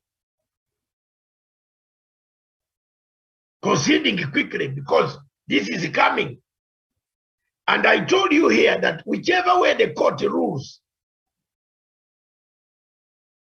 it leaves Uhuru Kenyatta with options. If the court tomorrow of rules, that's why people are running to, they wanted to block all these things. They thought it was BBI coming in another way. Or they thought they were blocking Ruto from ascending to power. No, the bill is even making the political parties straightened. You go to a toilet in Intercontinental, you find the people exchanging nomination certificates. Honestly, he said, "Tuende huko kwanza, let me pull it out from the briefcase." I saw, I don't want to mention those leaders. They were exchanging nomination certificates of a particular party. Go to Jubilee. Ruto was giving certificates to the people he liked. That's why the Political Parties Act is strengthening that. Why is the governor of Laikipia very bitter with Ruto? Why? He was knocked out. Why is the governor of Nyandarua very bitter with Ruto? Ruto tried to knock him out until the party president came in and said, no. Look at the people who were knocked out. Look at the old parties in ODM. Why do the people change their allegiance? When they knocked out Sifuna in Bungoma, why? Sifuna had to run to Nairobi to be rescued. Am I wrong? He had to be rescued by his party because the nomination rules were not straightened by law. Is that bad when you want to straighten parties? Even if there are many, you are together. You have made an agreement as a coalition. Mudavadi, Ruto, and Wetangula now are running around the country. But let there be the element that the Political Parties Act has given 60 billion. You will see. You will see. Wetangula will say it will end up messy and noisy. You heard that statement in the Senate. It will be messy and noisy. Now that is the messy and noisy. They hated Raila Odinga because of the money. Yet this Political Parties Act, Media Master Submit, finally is going to help them to get their money peacefully, discipline. There's discipline in the parties. There's discipline everywhere. I submit. All right, very well, thank you. Daniel Bosonga, your thoughts? Of course, we know that the bill required the backing of at least 24 delegations, and 28 senators voted in support of the bill. 3 opposed it. House considered about 15 proposed amendments, mostly by allies of DP Ruto, and all were rejected. So the coalition's parties bill after all that fight, especially from Parliament, to what we saw yesterday happen. That's a sweet victory. But as it stands, everybody stands to benefit from this bill. Yes, absolutely, Miriam. And of course, that is why I wouldn't want to dilute it. Political parties and coalitions are formed only for the convenience of winning the next election, but they do not stay long enough to support the government that is elected throughout its functionalities. So I believe with this in mind, then even the small parties like ANC and Ford Kenya will actually benefit from it. Like Dr. Matsanga said, the problem that actually led to the collapse of NASA coalition was the shortchanging that happened perhaps due to the sharing of the funds that were given by the political parties, registrar of the political parties. So if we can have this set into law, then it mitigates any kind of such scenario actually replicating itself into the future. So I agree with you, Miriam, that this act was actually meant to benefit each and every player. But because William Ruto and his allies do not trust anything that comes from maybe the president's allies, or maybe there's Mio side, then they had to shoot it down. They were just opposing it for the convenience of their own political gains. So to me, I believe this is a good, it will be a good law, because it will now actually anchor everything onto law. It will be, if it will stipulate that if you get into a coalition with certain individuals under certain terms, then the biggest coalition player has to keep those terms into check. So in that if anyone was to backtrack on any coalition agreement, then it will be a matter of court case, and of course it will that law will be a basis on which that particular case will be argued upon. So all in all, Miriam, it serves to benefit all the political players, but also it serves to benefit minority communities that might want to maybe negotiate in coalitions through their leaders. Miriam, I submit.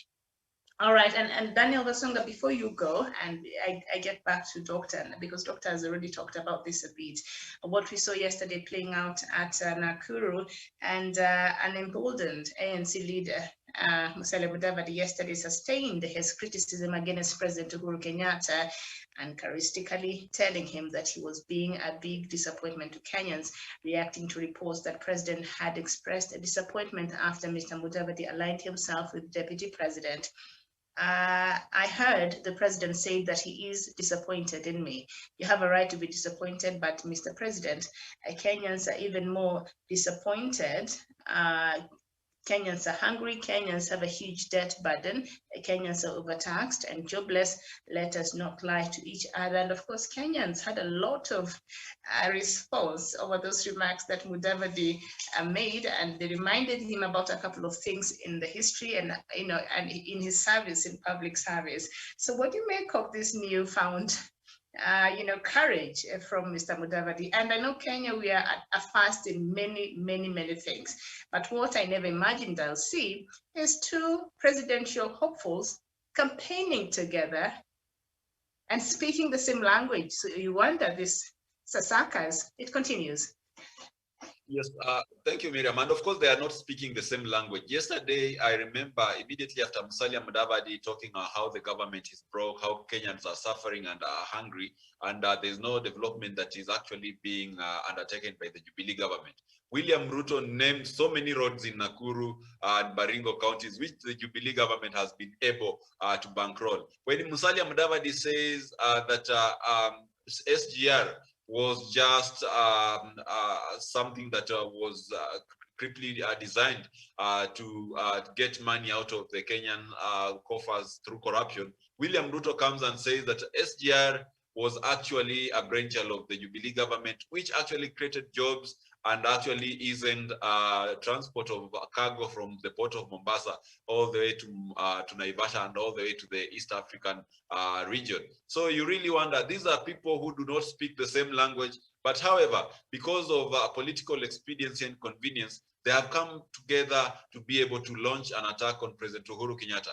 And I do understand Musalia Mudavadi. You know, Musalia Mudavadi actually thought when President Uhuru Kenyatta started bringing him close, he thought that he's going to be endorsed as his successor. And in 2013 also, we do not forget that Musalia Mudavadi actually wanted to be given the Jubilee Party ticket on a silver platter. So all over since 2013, he has been having a built-up of hatred towards President Uhuru Kenyatta, not solely on principle, not solely on the fact that President Uhuru Kenyatta has failed on his duties, but because Musalia Mudavadi expected President Uhuru Kenyatta to hand power to him on a silver platter, not once, not twice. And this is a guy who is used to that. We understand him, that his father was a very, very powerful minister in Moi's government, and upon his demise, Moi actually just plucked Musalia from university without going through the hassle of graduation, without even struggling through the Kenyan job market. He was selected as an MP for Sabatia, later on appointed a cabinet minister, and later on, towards the tail end of Moi's regime, he was actually appointed as a vice president. But all in all, I would really not want to even divulge into the issues of integrity where he was accused in Goldenberg, where almost 124 billion was lost, or maybe for stealing land which was meant for cemetery in Machakos County. But I really want to rank Musalia Mudavadi vis-a-vis President Uhuru Kenyatta, where they served both in capacity as finance minister. And the data, when you go to the relevant government data houses, it shows that when Musalia was the finance minister, actually the economy grew by a paltry 2.3%. When Uhuru Kenyatta was the minister for finance, the economy grew by 6.7%. You know, that is more than double of what Musalia grew the economy when he was the finance minister. So he has I don't see where the audacity and the authority that he's lecturing President Uhuru Kenyatta about the economy comes from. He should be the last person to tell people about Uchumi Bora. When he was the Minister of Finance, he's the one who raised the pay as you earn by interest from by 500%. So to me, I don't think Musalia has the credibility even to lecture President Uhuru Kenyatta on the economy and how to run a country. And more incredibly enough, Miriam, yesterday, Musalia, of all people, someone who is a land economist, someone who has been as finance minister, was overheard telling people that we do not eat roads. You know, that is something that belongs to people who are brainless, people who do not understand the implications of infrastructure such as roads, railways, and opening up the airspace does to an economy of the country. So to me, I think Musalia has lost it all, Miriam. Very well. Dr. Matsanga, I don't know if there's something else you want to add on that story. I want us to move on to African news, some other African stories from across the continent.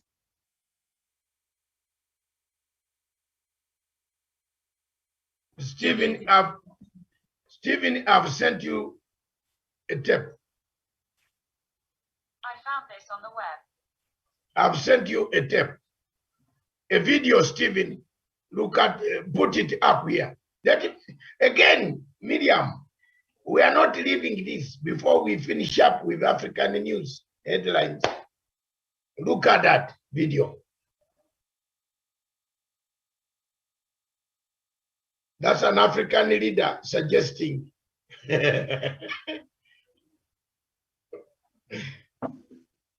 Yes, go ahead. It will be ready in a minute, Miriam. But I wanted you to leave this morning show convinced that we have a problem in our own continent. That it is us and our mindset that brings us the chaos that you see police complaining that 1 out of 10, all of them have psychological problems. Look at that. The video is now ready. You and I, let's look at it. And then at the end of it, let's see whether we are reasoning properly or God has come to tell us there's something very wrong. That is a leader who wants to become a president of the Republic of Kenya. Sisi kazi yetu ni kupanda hiyo bangi na kuuzia wale wavutaji kule nje. Tupate hizo hela, tujenge nchi yetu. Ukienda kama Bunyore sasa. Bunyore peke yake, hiyo bangi ya Bunyore ikiwa kama inaweza kuwa exported Britain. Ile pesa ambayo itakuja katika eneo hii kutoka kwa hiyo bangi inaweza kusaidia. Sisi ndio wajinga, tuliweka kwa ile kitu Christianity. Alafu naambiwa hii ni mbaya, chang'aa ni mbaya, bangi ni mbaya, lakini whisky ni mzuri, sigara ambayo iko na nicotine ni mzuri. Ile mental nini? Na ukienda huko hata wenyewe wakubwa wanavuta hiyo bangi. Wazee walikuwa wanavuta bangi wanaishi miaka mingi. Abuse of something is wrong. Hata pombe kinywa mingi ni mbaya. Bangi kitu gani mbaya nayo? Hii wazungu walikuja wakaelimisha watu huko, wakawa na ile indoctrination na kwamba this is wrong. Why? Omsala is okay. Mimi sioni ubaya, sijawahi kuvuta bangi. Kijana wangu huvuta bangi na ni mchezaji wa mpira. Mimi siwezi kwenda kutupa kijana wangu nje ati kwa nini umevuta bangi na mwingine amekunywa changa na wengine wanaenda kukunywa zile wine whiskey. Na ni hapana. Let us face reality. Kama kuna kitu ambacho kinaweza kuinua uchumi na tuifanye vizuri. Tutengeneze hiyo bangi, naweza kutengeneza sabuni kwa hiyo bangi, dawa kwa hiyo bangi ya kansa na nini, mbegu zake tutumie kwa njia nyingine, it's okay. Lakini hii mtu ateo bangi ni mbaya. Na wewe mwenyewe ni malaya, wewe mwenyewe unaiba pesa za serikali, uko na malaya 22 kwa nyumba yako, unatembea hivi watoto huko nao chungu nzima, watu wengine wakifanya kitu mbaya maana mzungu alisema ni mbaya. Hapana. Udhani kwamba Wakenya watakukosoa sana iko. Waje wanikosoe because truth is bitter. Mimi mwenyewe niko nafahamu kule Texas. Oklahoma state wamelegalize. Ninaenda kupanda bangi huko. Si tunapanda ya kuvuta. Kama ningevuta pia ni sawa.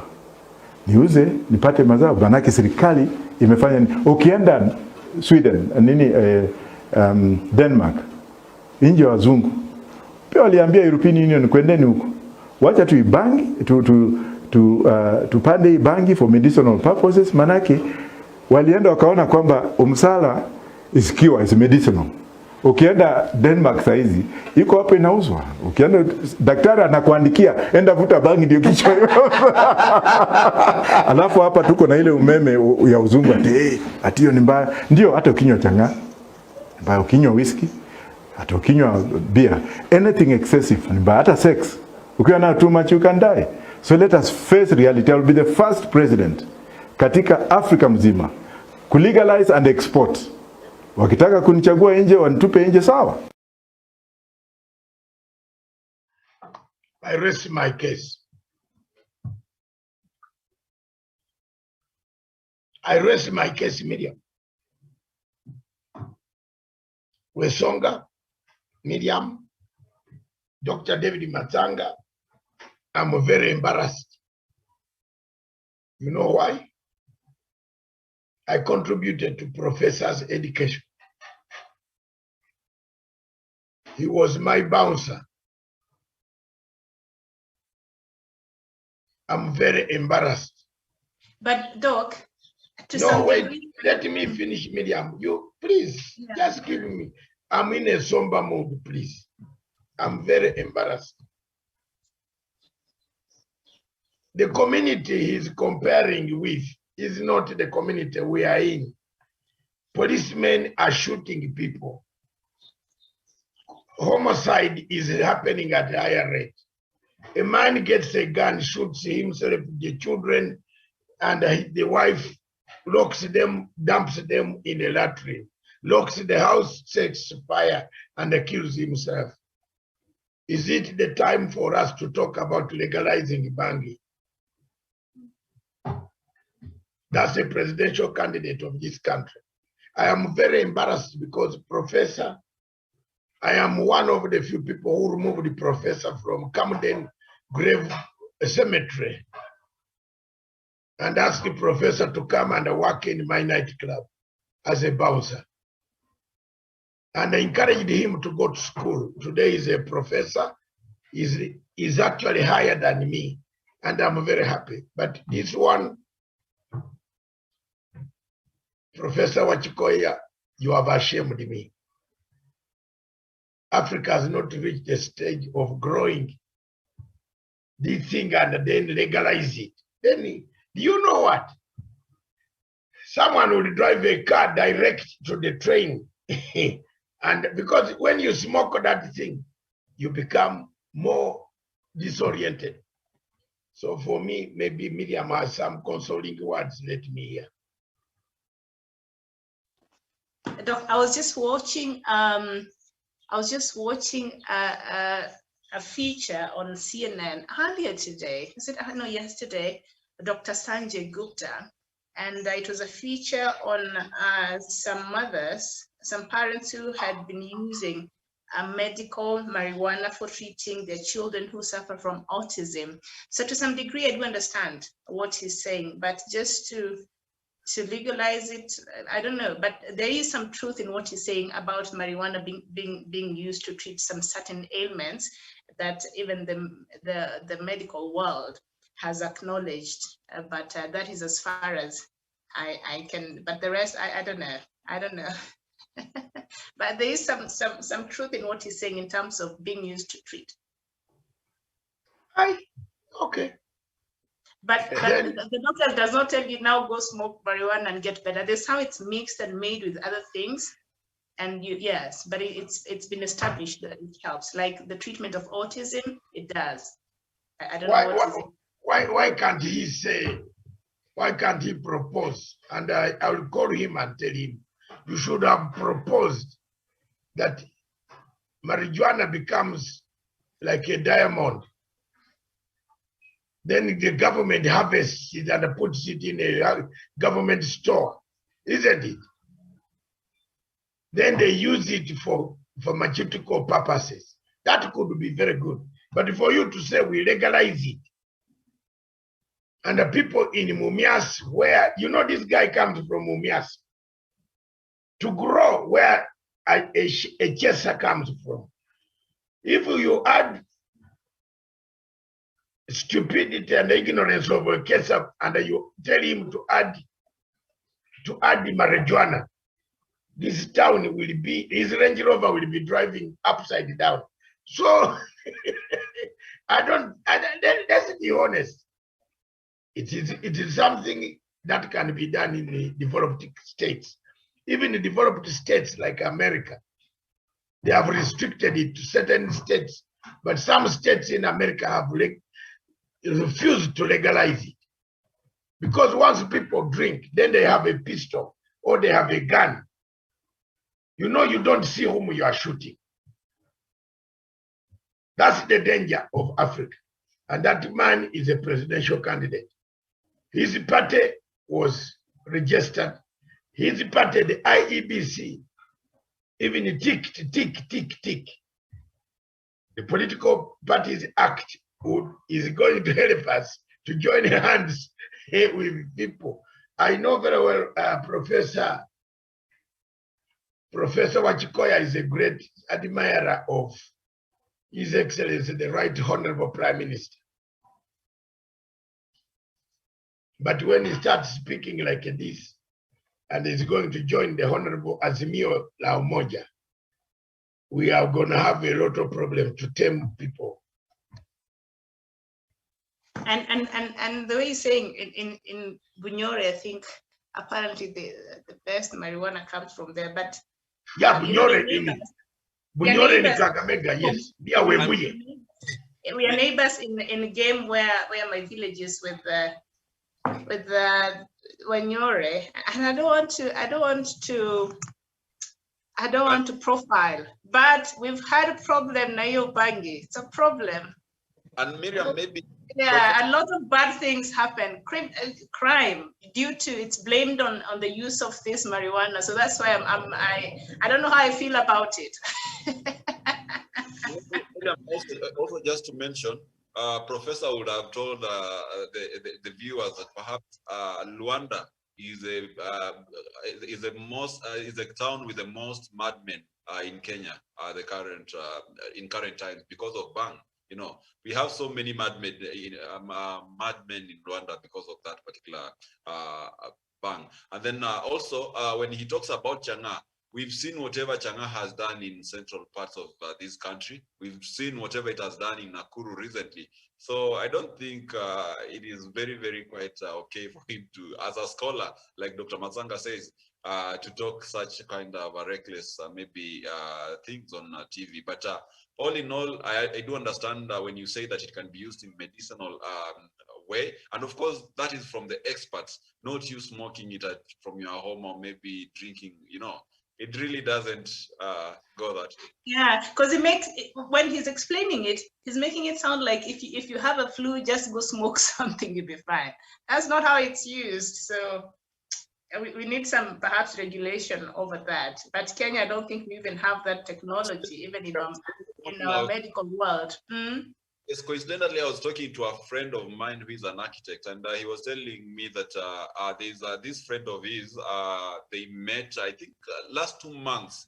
He was a lecturer at the Machakos University, but just recently he bumped into him, and he's actually bonkers, because of bank smoking and all that.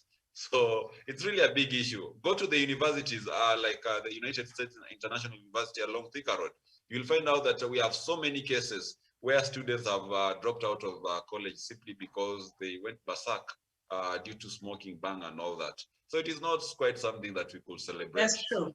I agree with you 100%. And I do have also a son to one of my relatives. The son is a very smart child from Maranda High School, came to University of Nairobi doing economics. He started smoking that thing. Doctor, he dropped out of school. So I think when somebody who is knowledgeable and has good education, like professor, is sitting down and talking about certain things, he should understand what effects this could have, especially to our young people. And the things, yeah, I think, yeah, should not be. There you are, and if professor was in China, it would be shocked. Yeah. Actually, that is part of the immoral decay that creates corruption. So Chinese, I know Miriam is accusing me of going too much east, but yeah. I think I'm about to borrow their tactics. Yes, I'm about to borrow their tactics, Miriam. Because I agree with you. In terms of discipline and patriotism, that I like about them. Yes. I like about, and a lot of Asian countries like Japan and Korea. Show me one company of China that has got a corruption scandal. But how many British companies, including those that paid for our examination papers, have corruption scandals and our ballot papers? But Doc, if the government of China was involved in corruption, they will not allow that information to sift out to the world. You know that, right? No, here it will come out. It will come out. One minister here. Now I want to tell you what I have been keeping quiet. One minister here went in Africa with the president. Let me leave it, not with one of the African presidents. When they were seated on the table, they were told that African president was welcomed. And then they were told, but the other time we, as a token of good hope to help you to sustain your political parties, this is what we sent. And the minister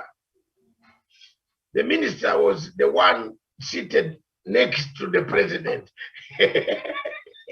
of that African country.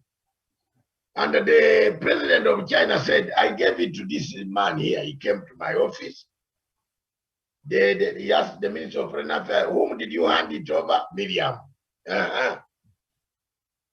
So this minister, let me tell you, the president of this African country, because I'm not going to name who, the president of this African country turned on this man and said, is it true? The lips of this man started what? The people in the delegation, who were in the delegation, I'm telling you, the meeting, even the dinner stopped.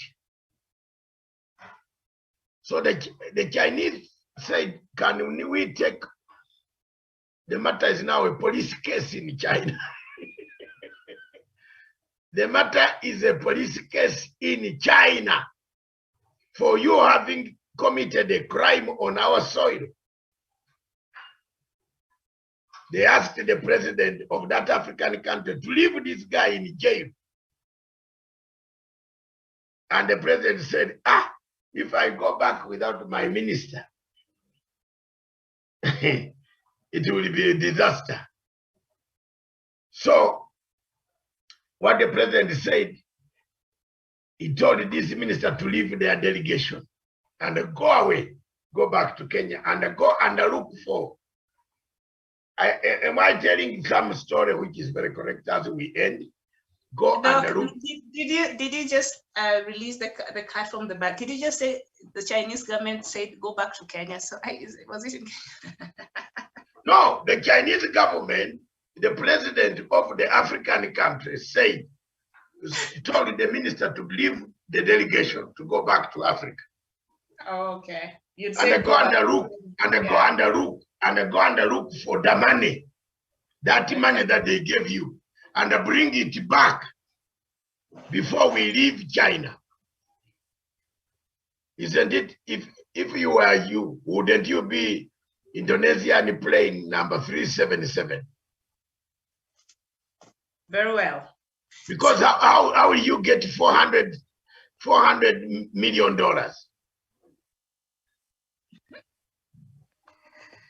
And this man had already, this African minister from one of the African states, very corrupt states, had shared this money with some people saying, oh no, the president will not know. This is a true story. And can you believe the Chinese were dying with anger? The guy brought back the check. Oh, the cash. So they said, now you have brought the cash. Now we want to arrest you. He brought the evidence. Yeah, the president of that African country said, no, I will deal with this man home. The Chinese even wrote a letter to say, has he been sentenced? Of course not. Of course not. Mm-hmm. So you even brought the evidence. I ended on that note. You can make the conclusion. I will. All right, Dr. Now, we seem to be having a problem here. And by the way, we have migrated from that China story, you've migrated from Kenyan stories. Now we are looking at other news making headlines. Okay. And I don't know if you've heard this story that Kenya has a big decision to make after the African Union mission in Somalia, AMISOM, said it will end its operations after 14 years in the Horn of African country. A new force, the African Union Transitional Mission in Somalia, or ATMIS, is to take over. The mission will have a similar form and a shape of AMISOM, though its mandate will be handing over security responsibilities to Somali forces by December, that is this year. The decision to pull out of Somalia was arrived at after three weeks talks in Addis Ababa, Ethiopia. The talks centered around an exit plan for AMISOM before the expiry of its mandate in March.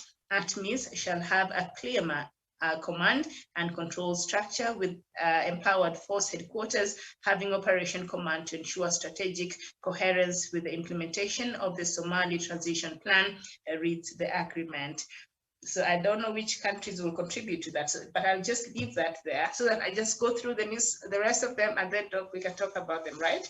And also in Egypt, the Egyptian government has called for the resumption of negotiations on the Grand Ethiopian Renaissance Dam. Egypt is keen to reach a legally binding deal on the filling and operation of the Grand Ethiopian Renaissance Dam that secures Ethiopia's interest in power generation and sustainable development without harming downstream countries. So the talks have resumed there in Egypt, and the latest from Ethiopia.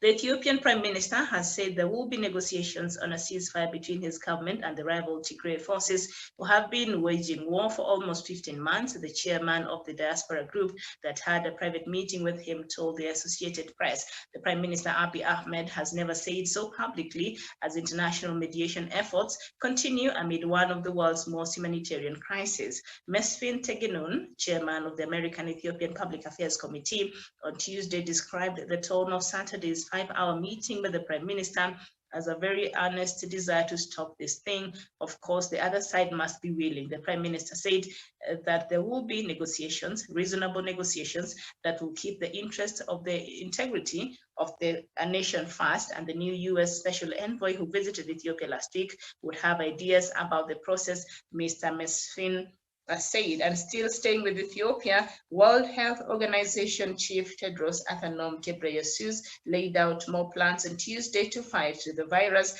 as he pitched his case for a new 5-year term and faced criticism from his own country, Ethiopia, over his comments about the embattled Tigray region. Mr. Tedros, who like many Ethiopians goes by his first name, is running unopposed for a second term as World Health Organization Director General. That makes his presentation to the UN Health Agency's Executive Board a bit of a formality, since he is all but certain to win re-election when World Health Organization Assembly takes place in May. And I think, yes, so I think that is what is making headlines across the continent this morning, Doc. So perhaps we start that news from Somalia about AMISOM being disbanded and a new mission being formed. It's a great relief. Okay. For us. I agree with you. It's a great relief that at last some people have listened to Punchline Africa TV. And I thank maybe my friend Antonio Guterres, for having thought through and said some of the suggestions we talk here casually, Miriam, are taken seriously. You can't continue to be in a place where you might be not wanted. If you are refused, it is very good that we are now beginning to see a situation where we might find Somalia rearranged with this new force that is going to oversee the handing over to the Somali themselves. Because we have been fighting this war since 1991, Media. And I don't think we have seen any clue up to the end of this conflict, because we have left one terrorist president called Ifayas Efaki of Eritrea still supplying arms from Saudi Arabia and the uniforms to these terrorists. Therefore, we as neighbors, we as contributors of this army, time has come for us to think of the heart, the stomach, and the head, and create what we call exit strategy. Do we leave Somalia the way we went, or we leave Somalia and some parts of Somalia? And Amelia, mark my words very nicely, and the way the mouth is going, some parts of Somalia organized, so that we don't have serious incursions on a daily basis that will kill our people. I rest my case. Very well.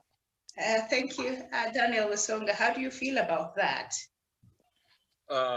Miriam, from where I sit, I think that was long overdue, because like the previous discussions we've had over Somalia, I believe Somalia has been for a long time taking Kenyans and also the entire AMISOM mission for granted. You know, you cannot be a person who is maybe being assisted to drive an enemy out of your territory, but still you are bringing the same enemy into your house to share the intelligence on how the attack will be happening and all that. So that actually backtracks whichever effort that your allies are having towards assisting you. So it is time Somalia now charted its own future. It is time the leadership of Somalia actually went to the drawing board and assured the people of Somalia that it's going to be able to ensure that there's peace and stability from within, not depending on its neighbors. So like Dr. Masanga, just maybe my point would be that we get back, and then it's time to do a fatigue evaluation, Miriam, so to say, so that we see for all this time we've been in Somalia, has it been quite fruitful? Has it been beneficial to us? And has Somalia, the government itself, been appreciative of our efforts, our men in uniform who have been in Mogadishu and the other parts of Somalia? So to me, I think it's a move in the right direction. I believe that will now force the leadership in Somalia to actually take these particular combat quite seriously and be able to talk about peace for their own prosperity and be able to determine their own future, Miriam. All right, thank you. But before we move on, something else, Doc, and still on the same story. According to this here on the Daily Nation, and I'm not sure if this is the official government position, but according to this story here on the Daily Nation, the KDF has given mixed signals on whether it will also withdraw from Somalia or remain until the country is freed from Al-Shabaab. That is not our responsibility. We can't take that and own that as part of the things that Kenya needs to have at the top of their responsibility. I think it is, Miriam, on a very serious note, it becomes our responsibility. But on the first one, on the first one, we agree. Yeah. But on a serious note, if that report is official, I think it must dawn to the Kenya government that for them to live in that state of denial, they have done their best. They have tried to bring, nobody is pointing out the dividends that Kenya has done in Jubaland. It seems nobody is highlighting. I think we shall take time again, like next week. Yes, yeah. Next week, we look at the dividends right from Garissa up to Kismayo. What is the change that Kenyan troops have brought to that region? Plenty of it. The KDF have done a great job. The KDF have protected, they have built up hospitals, dispensaries, roads. Children are going to school. There is no disruption, no Al-Shabaab. The government is running daily, not upside down with heads rolling in the grass or in the sun. There is stability and normality. But any strategic security expert who has studied international systems and who intends any student of security will tell you that there comes a time, as Shakespeare said, to exit the stage, because you might find you are not welcome anymore. Which Somali nationalism, yes, Somali nationalism could turn on us. So the Kenya government can think and find out how best. But also, on a higher note, you must think of the security of the people of Kenya. If you just hand over something that you have constructed for a long time, very nice, are these people going to keep it? Or yes or no? They might not keep it. So what do we do? So it's catch 22, but catch 1 is exit. If I was yes, and I agree with everything you've said, because at some point from these statements, and as I said there earlier, disclaimer, it's not clear if this is the official government statement. This is according to this story on the Daily Nation. So we are not saying this is what the government of Kenya is saying, and this is the stand by, what KDF is meant to do moving forward. That the KDF will remain until the country is freed from Al-Shabaab. Somalia is not going to be freed from Al-Shabaab even 5 years from now, even 10 years from now. So what you're saying is the Kenyan Defense Forces will stay in Somalia until God knows when. There has to be... Miriam, my dear sister, dear brethren, can I tell you why? the government is colluding with Al-Shabaab. So Al-Shabaab is not going anywhere. So the basic thing is the AMISOM refused the Uganda to do what Museveni always does best. I want to tell you, if they had accepted what President Museveni had proposed, to have a conventional strength against the enemy, throw them in the Red Sea or Indian Ocean, by now Somalia would have stabilized. I'm not saying there would be no bombs. They would come once in a while, one or two, even Iraq. Iraq is not fully stable, is it? There are bombs. It's not stable. They are running their lives. But the African Union created a very big problem for us. The African Union did a big mistake for us. Miriam, they created us a nightmare. And on Saturday, for 4 hours, African scholars from 11 o'clock, my God, an audience of 350 million watching worldwide. We are hammering African Union from Addis Ababa, from South Africa, Institute of Strategic Security Studies, from West Africa, from East Africa, from Matanga and others. That program, I'm sending it to you. We are speaking on the failures of African Union. They said no. Uganda, no. Uganda would have swept those people in Mogadishu. They said no, no, no, no, no. There you are. I agree with you, Miriam, that time has come to sit down and do what we call fatigue evaluation exercise. If our troops were brought back here, they would build another railway that goes to Lodwar. And then we build enough barracks along the Kenya-Somali borderline to protect ourselves from the inside. Okay, but now the problem is, can we just live now like that? No. Let there be a framework that will guarantee that the people from Jubaland don't suffer in the hands of the other places that are terror-infected, crocodile-infested waters. And that the only solution here, Miriam, as we end, is rearrange Somalia. Someone will help me one day by rearranging it. If we don't rearrange it, we stand a very big chance. Even if we stay there, we might be consumed in the war. And even if we leave, we might become victims of our own going into Somalia in 2012.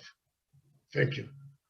All right, thank you so much, Doc. And that is where we end our show this morning, a good 2.5 hours. Thank you so much, Doc. And thank you so much, Daniel Wasonga. Thank you so much, our viewers, for watching from across the globe. A very good morning, good afternoon, and good evening to you. We shall meet you here later. And I think Dr. Matanga will be having another program later. Yes, at 7 o'clock. Yes, it's to 9 time. I think the medium, it is a very interesting subject. I know you don't, I know why you are laughing. You don't want to attend. But it's my sleep time. You can only attend from 7 up to 8 and go. It would be very good. The topic is very interesting. Okay, all right. And we need a lady, because me, I want to discuss. We need you to moderate. That is all. Today you are going to be the moderator. The picture is coming out as you the moderator. All right. So we thank you for watching. Sam, I think you are hearing that. We will see you. Bye-bye. Change the picture to Miriam to moderate so that I can be the speaker. If you don't mind, Miriam, even if you close your window, I can see you.